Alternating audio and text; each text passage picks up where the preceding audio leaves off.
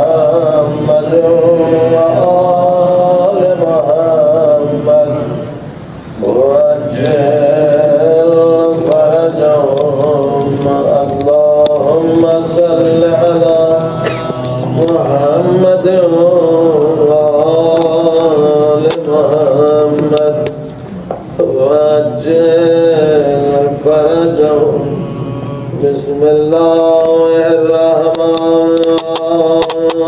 الرحيم اللهم إني أسألك أن أتوجه إليك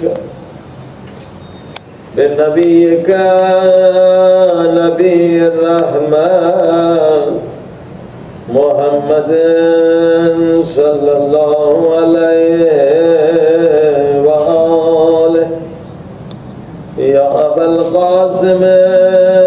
يا رسول الله يا إمام الرحمة يا سيدنا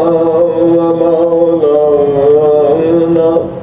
إنا توجهنا واستشفعنا وتوسلنا بك إلى الله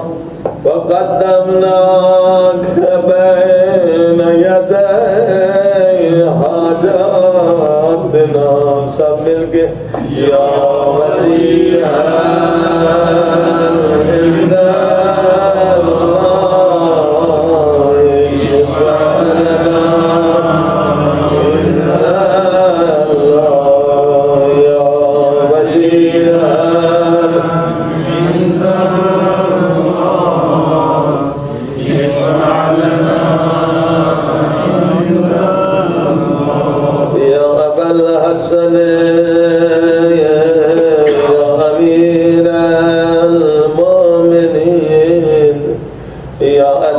ابن ابی طالب یا حجت اللہ علی خلقہ یا سیدنا و مولانا انا توجہنا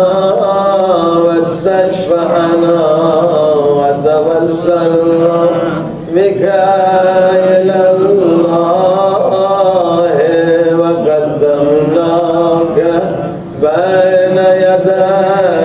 حاجاتنا يا وجيها عند الله اشفع لنا عند الله يا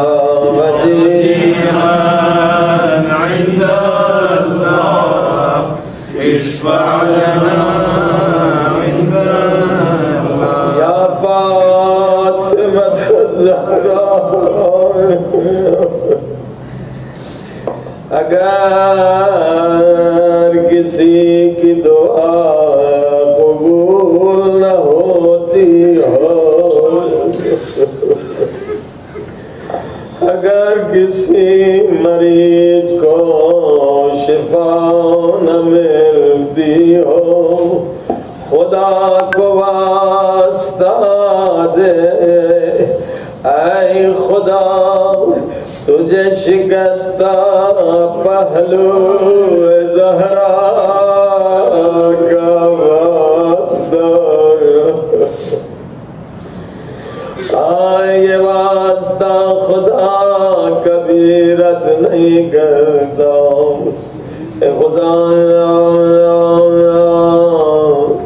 تجھے تیرے محبوبوں کا واسطہ دے رہے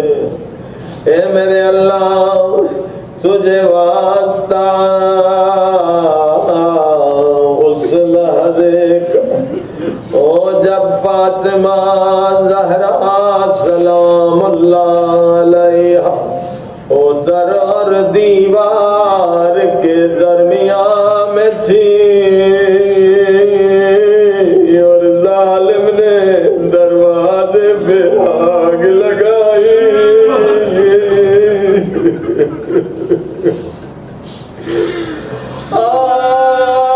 کسی نے امام جعفر صادق سے پوچھا مولا تیری دادی زہرا کیسے شہید ہوئی؟ امام صادق علیہ السلام کی چیخیں بلند ہوئی، بڑی دیر تک امام روتے رہے، اس کے بعد فرمایا ظالموں نے پہلے دروازے پہ آگ لگائی،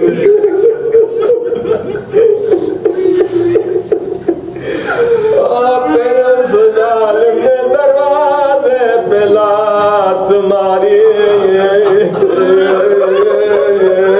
میں قربان جاؤں زہرا کی مظلومیت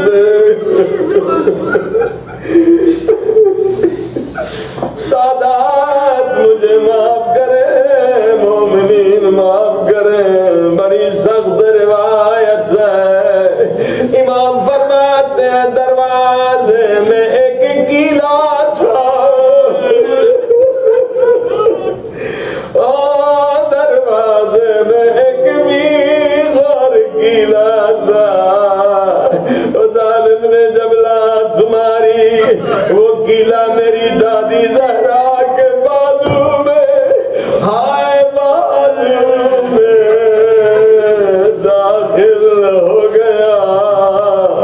ہائے زہرا اس وقت کس کو مدد کے لیے پکار رہی ہے؟ حسن و حسین،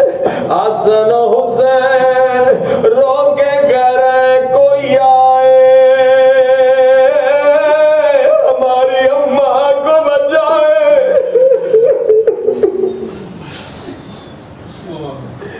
او کوئی آئے ہماری اماں کو بچائے۔ حسن و حسین چھوٹے ہیں، مولا علی مجبور ہے، پیغمبر کی وصیت ہے یا علی تلوار نہ اٹھانا، چاہے تیرے گھر کو آگ لگا دی، تلوار نہ اٹھانا، چاہے محسن شہید کر دیا جائے۔ فاطمہ زہرا نے حسن حسین کو مدد کے لیے نہیں بلایا، مولا علی کو مدد کے لیے نہیں بلایا، جب در و دیوار کے درمیان میں تھی، فاطمہ زہرا نے بلند آواز سے فریاد کی، مہدی بیٹا،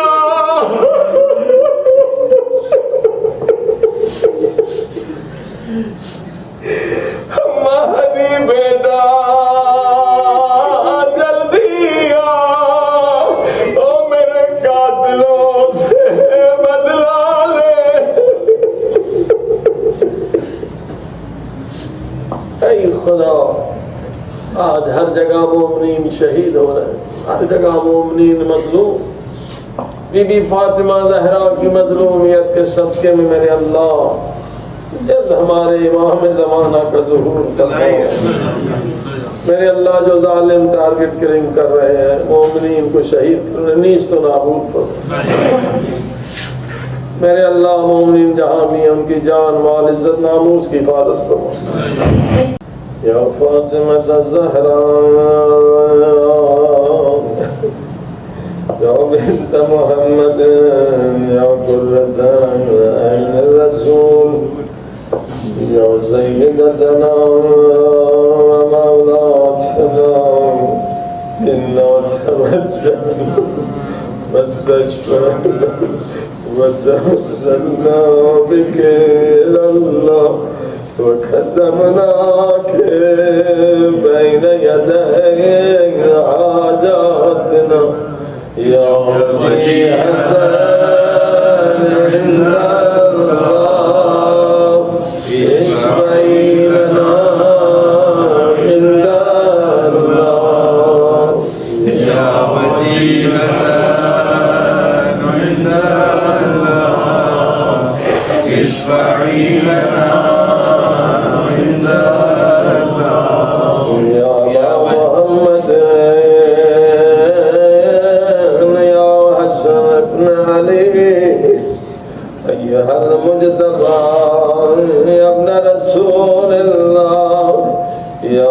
بركة الله على خلقه يا سيدنا ومولانا إنا توجهنا واستشفعنا وتوسلنا بك إلى الله وقدمناك بين يدي حاجاتنا يا وجيها عند الله اشفع لنا يا وجيها عند الله اشفع لنا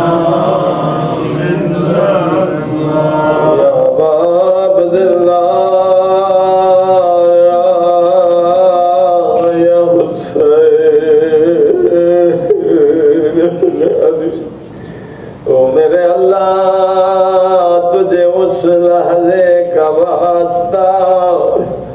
وہ جب 70 قدم پہ بہن دیکھ رہی تھی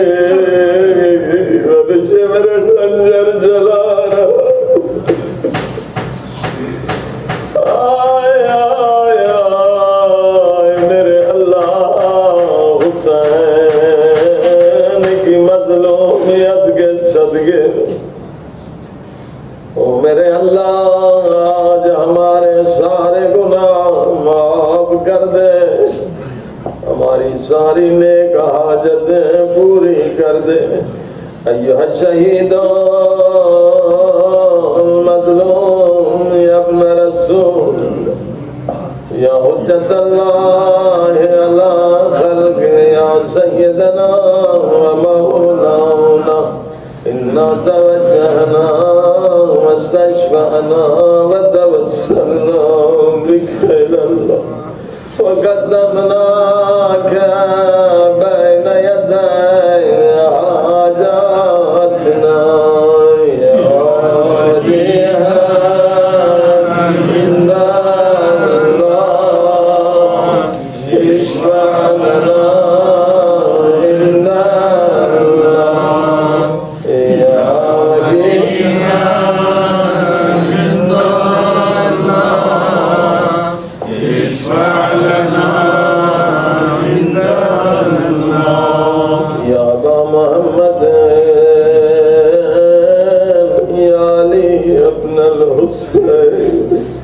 یا زین العابدین آئے خدا تجھے واسطہ اس مظلوم اور قیدی امام میرے اللہ تجھے واسطہ اس بیمار امام کا جو نہ بابا کو کفن دے سکا نہ زندہ میں بہن کو کفن دیا میرے اللہ اس قیدی امام کے صدقے میں آج ہماری ساری حاجتیں پوری کر دے اے عزیزوں وہ مظلوم امام جب قید سے رہا ہو کر مدینے میں آئے مدینے کے قصائیوں نے آپس میں عہد کیا کہ جب تک سجاد مدینے میں ہم گوشت کے ٹکڑوں پہ کپڑا رکھا کریں گے کہ سجاد کی نظر گوشت کے ٹکڑوں پہ نہ پڑے آپ اشارہ سمجھ گئے لیکن اگر کوئی بچہ مجھ سے پوچھے مولانا یہ بھائی گوشت ٹکڑوں پہ کپڑا کیوں رکھا کرتے تھے اے عزیزو جب گوشت کے ٹکڑوں پہ میرے بیمار امام کی نظر پڑتی تھی ہائے بابا کی پامال لاش او پامال لاش یاد آتی دی تھی امام روکے کہتے تھے بابا تو نبی کا نواسا تھا تو اس قابل تو نہ تھا تیری لاش میں گھوڑے دوڑائے جائے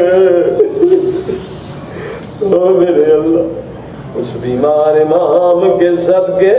میں آج مریضوں کو شفا دے ایہا السجاد یا ابن رسول اللہ یا حجت اللہ علی خلقہ یا سیدنا و مولانا انا توجہنا واستشفعنا وتوسلنا بك إلى الله قدمناك بين يدي حاجاتنا يا ولينا عند الله اشفع لنا عند الله يا ولينا عند الله اشفع لنا عند الله يا أبا جعفر يا محمد ابن علي أيها الباقر يا ابن رسول يا حجة الله على خلقه يا سيدنا ومولانا إنا توجهنا واستشفعنا وتوسلنا بك إلى الله وقدمناك بين يدي حاجاتنا يا وجيها عند الله اشفع لنا عند الله يا وجيها عند الله اشفع لنا عند الله میرے اللہ تجھے ابو سمام کا واسطہ دیا ہے جو سب سے زیادہ مظلوم امام باقر سب سے زیادہ مظلوم کیوں ہے اے عزیزو امام حسن حسین نے بچپن میں خوشیاں دیکھی بچپن میں نانا کے کانوں میں زبان مگر میں قربان جاؤں امام باقر میں 5 برس کی عمر ہے اور شام غریبہ وہ 5 برس کی عمر میں حسین مظلوم کی لاش کو پامال دیکھا وہ 5 برس کی عمر میں وہ بی بی زینب کو تابعانے لگتے ہوئے دیکھے 5 برس کی عمر میں قیدی بنا وہ 5 برس کی عمر میں سکینہ کا جنازہ اٹھا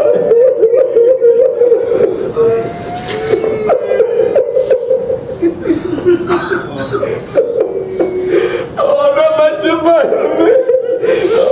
بچپن میں خوشیاں دیکھی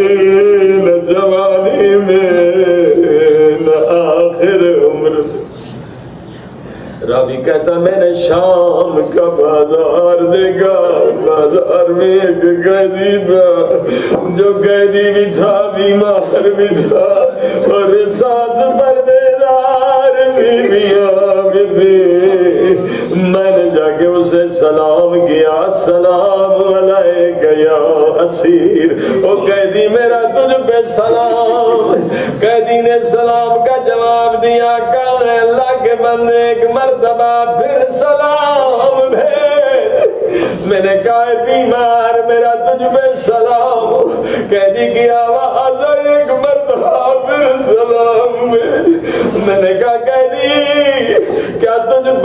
کسی نے کبھی سلام نہیں بھیجا.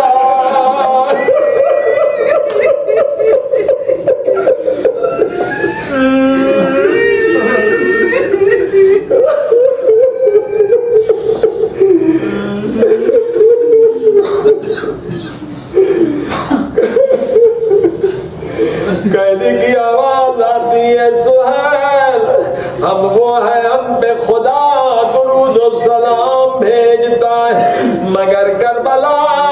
سے کوفہ اور کوفے سے شام تک کسی مسلمان نے مجھے لائق سلام نہیں سمجھا. اور کوئی پتھر مارتا ہے کوئی گرم آگ پھینکتا ہے کوئی باغی کہہ کے پکارتا ہے. سہیل کہتا میں وہ قیدی کے نزدیک آیا. جب نزدیک آیا میں نے درد بھرا منظر دیکھا میرے آنکھوں میں آنسو آ گئے. میں نے کیا دیکھا قیدی کا گلا اور 5 برس ایک بچے کا گلا ایک چھوٹی رسی سے بن رہا ہے. اور قیدی جب کمر سیدھی کرنا چاہتا ہے باقر کی آواز آتی ہے بابا رسی چھوٹی ہے اور بابا میرا گلا گھٹ رہا.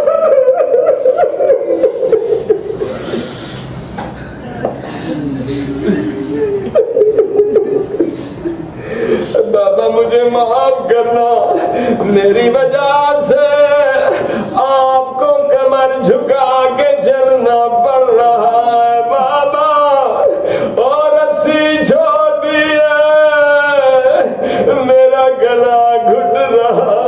اے خدا اس مظلوم قیدی امام کا جو 5 برس کی عمر میں قیدی اس نے 5 برس کی عمر میں لاشیں اٹھائی.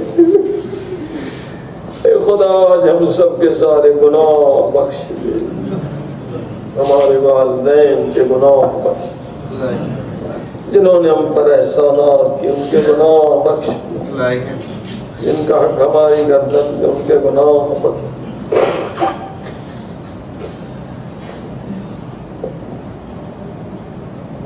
اللہ یا عبد اللہ یا جعفر ابن محمد ایھا الصادق یا ابن رسول اللہ یا حجت اللہ علی خلقہ یا سیدنا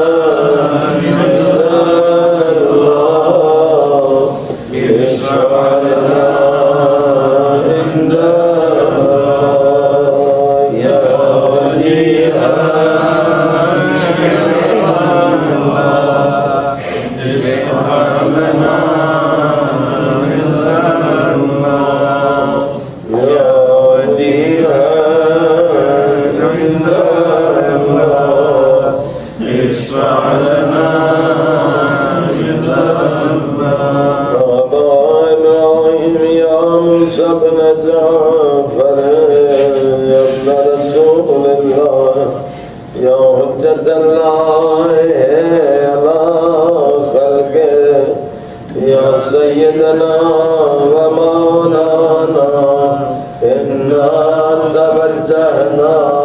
واستشفعنا وتوسلنا بك إلى الله فقدمنا بين يدي حاجاتنا يا ولي الله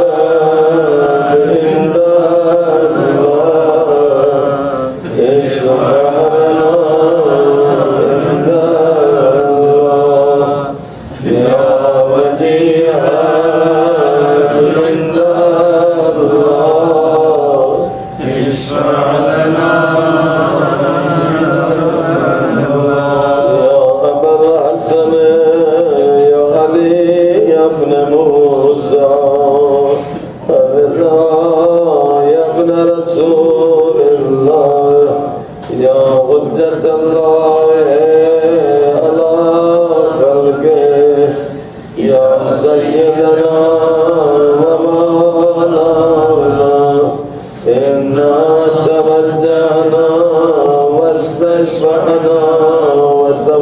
وتوسلنا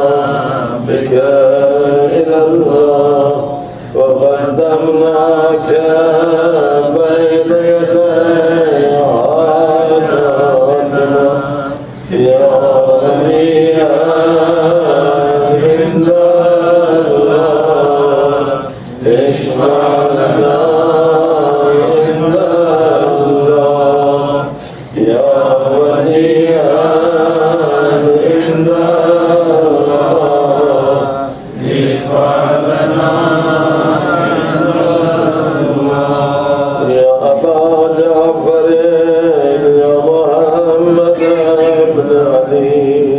الجواد يا ابن رسول الله يا حجة الله على خلقه يا سيدنا ومولانا إنا تمدحنا واستشفعنا وتوسلنا بك إلى الله وقدمناك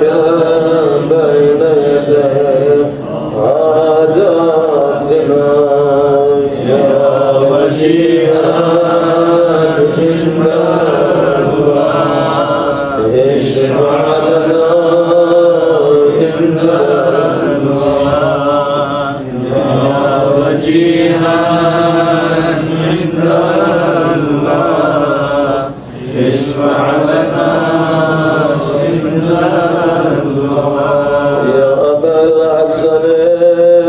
يا علي بن محمد أيها الهادي النقي يا ابن رسول الله يا حجة الله على خلقه يا سيدنا ومولانا إنا توجهنا واستشفعنا وتوسلنا بك إلى الله وقدمناك بين يدي حاجاتنا يا وجيها عند الله اشفع لنا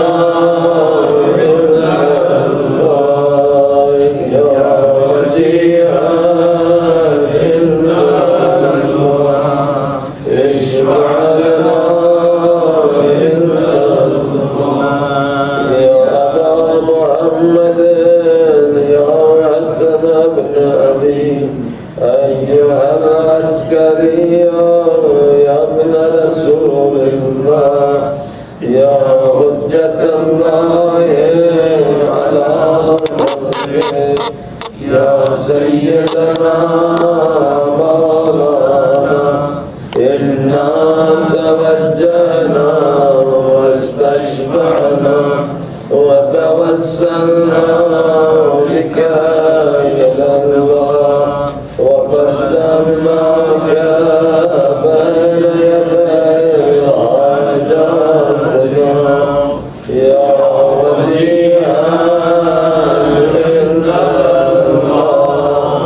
اشفع لنا عند الله يا وجيها عند الله اشفع لنا عند الله يا وسيع الحسن والخلفاء الحجة أيها القائم المنتظر يا ابن رسول الله يا حجة الله